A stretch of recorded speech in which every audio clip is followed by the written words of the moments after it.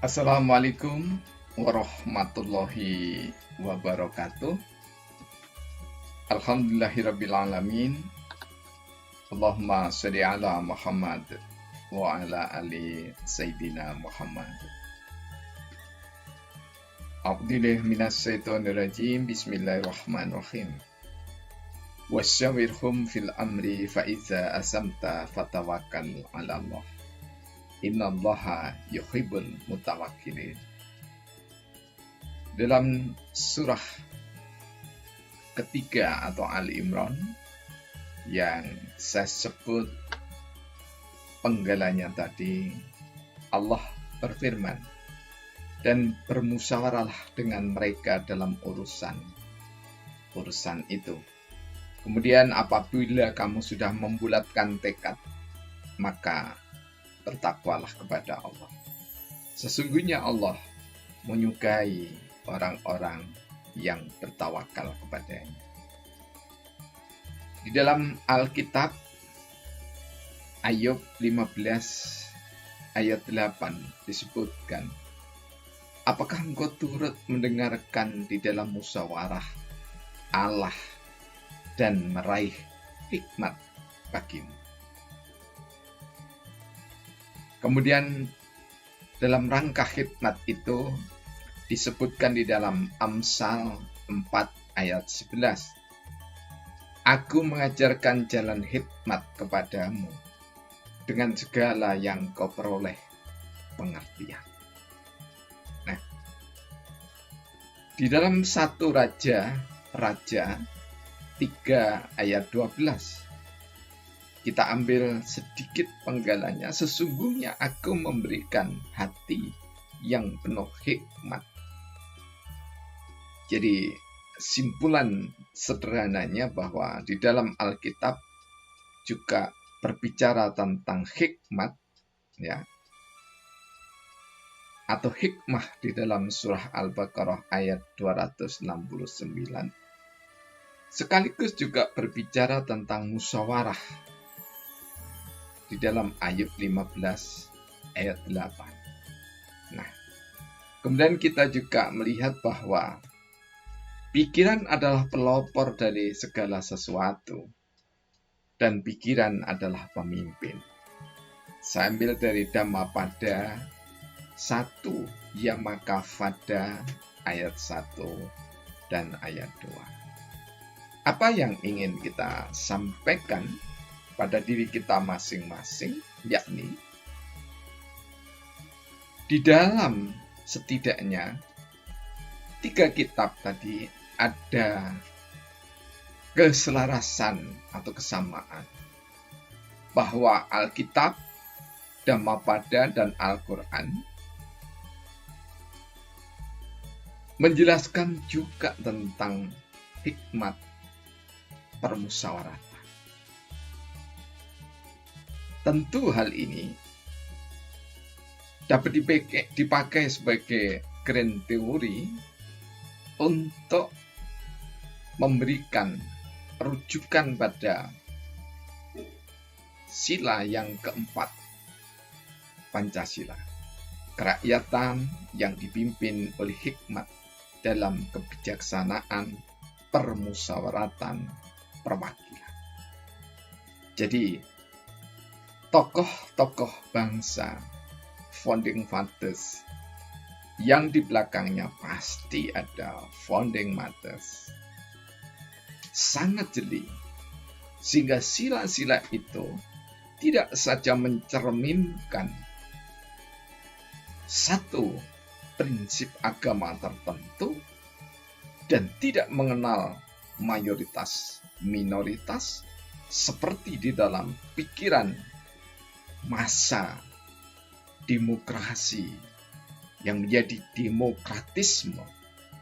Tidak demikian. Namun negara kebangsaan yang selanjutnya berkembang menjadi negara kesatuan Republik Indonesia direnda, dibangun, didirikan di atas fondasi musyawarah, di mana hikmat itulah yang menjadi pemimpinnya. pemimpin hati anak manusia Indonesia yang berjuang sekaligus menghantar ke pintu gerbang kemerdekaan Indonesia. Nah, di dalam kerangka kita mengembangkan ilmu pengetahuan, termasuk di dalamnya adalah teknologi, maka menjadi niscaya bahwa teknologi, ilmu pengetahuan wajib mendasarkan pada sila keempat Pancasila. Hanya dengan cara itu, maka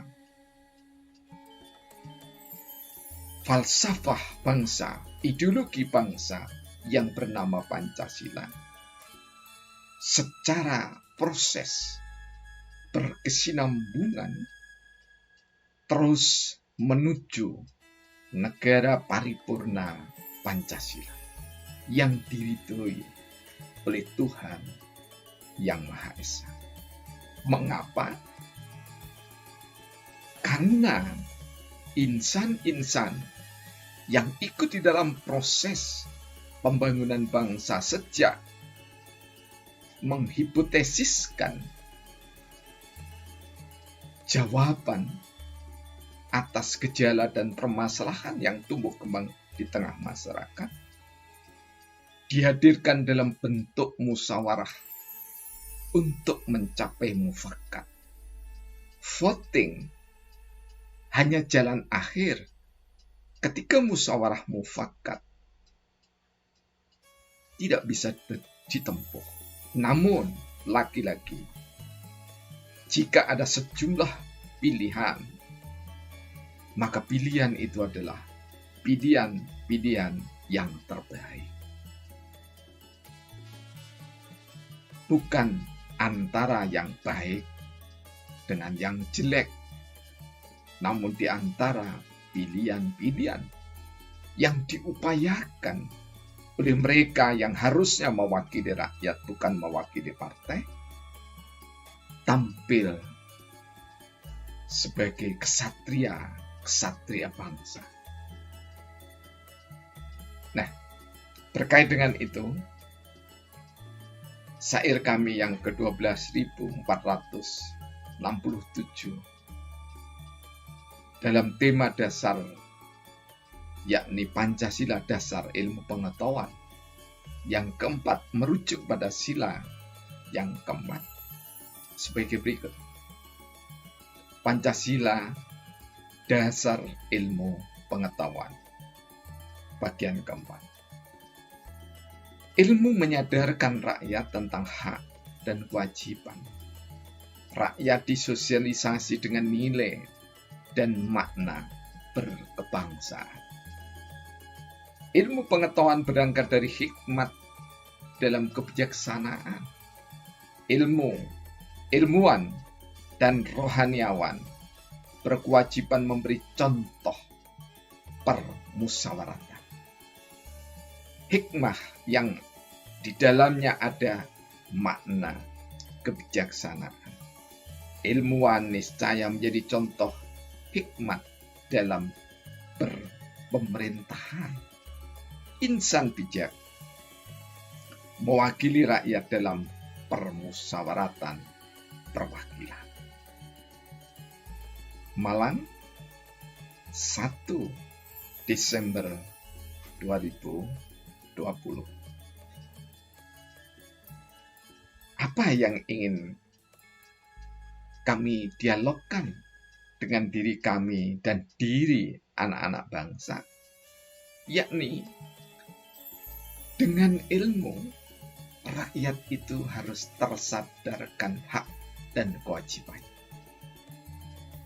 Tersadarkan berarti secara otomatis otak reptilia yang ada di kepala dibimbing oleh hati nurani yang beriman untuk mampu merespon dengan cepat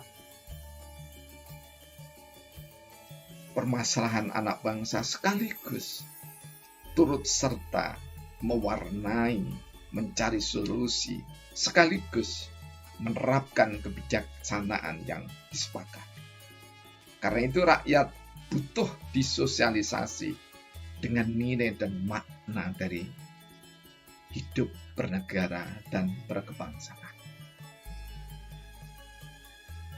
Dari ilmu pengetahuan yang mendasarkan diri pada sila keempat itulah maka ilmu pengetahuan harus mampu mewujudkan nilai-nilai hikmat kebijaksanaan dalam permusyawaratan perwakilan. Karena itu, euforia politik era reformasi sudah waktunya diakhiri. Kembali kepada sila keempat Pancasila, bahwa proses pemilihan umum secara langsung baik pilkada maupun pilpres, termasuk pemilihan legislatif daerah sampai pusat, keterwakilan harus menjadi niscaya, menjadi wajib. Karena dengan sistem perwakilan, resiko mulai dari resiko ideologi, resiko politik, resiko ekonomi, resiko hukum, resiko budaya, resiko sosial, resiko teknologi, terkait infrastruktur, dan yang lainnya serta fasilitas-fasilitas umum dapat lebih dijaga. Karena tidak ada pengerahan massa. Tidak jarang euforia politik demokratisme menjadikan yang sudah dibangun indah terkoyak-koyak oleh anak manusia Indonesia sendiri. Karena apa? Karena bangsa tidak lagi dipimpin oleh hikmat kebijaksanaan dalam permusyawaratan perwakilan, tapi dipimpin oleh suara terbanyak. Vox populi, vox Dei. Suara rakyat, suara Tuhan. Rakyat yang mana? Jika rakyat pada umumnya tidak akan pernah mewakili suara Tuhan, karena massa hanya dimobilisasi. Siapa yang memobilisasi? Ada kiai, ada ustadz, ada ulama, ada pendeta, ada tokoh masyarakat. Sehingga jargon klasik luber, langsung, umum, bebas, rahasia nyaris tidak ada. Kecuali sekedar di bilik suara. Dan di bilik itu pun orang dapat menerka di kampung, di desa kita masing-masing. Karena itu insan bijak mewakili rakyat dalam permusyawaratan perwakilan. Contoh indah pernah ada di zaman Nabi Sulaiman alaihissalam. Solomon disebut di dalam Alkitab. Sulaiman disebut di dalam Al-Quran. Sementara Piagam Madinah juga menampilkan negara berdasarkan kesepakatan musyawarah mufakat di antara kabilah-kabilah Arab, suku bangsa Arab yang dipimpin oleh negarawan yang teragung Rasulullah Muhammad SAW dalam sistem kerisalahan, kenabian, kerasulan. Namun Piagam Madinah menjadi acuannya. Inilah konstitusi pertama paling modern di dunia. Demikian para sosiolog menyebutnya. Kemudian bapak bangsa kita yang didukung oleh ibu-ibu bangsa yang berhati mulia mendirikan Indonesia bukan atas dasar voting, namun musyawarah di antara tokoh-tokoh bangsa. Ilmu pengetahuan niscaya mampu diejawantahkan di dalam sistem kehidupan bermasyarakat, berbangsa, bernegara, berlandas dasar negara Pancasila, ideologi bangsa Pancasila. Wassalamualaikum warahmatullahi wabarakatuh.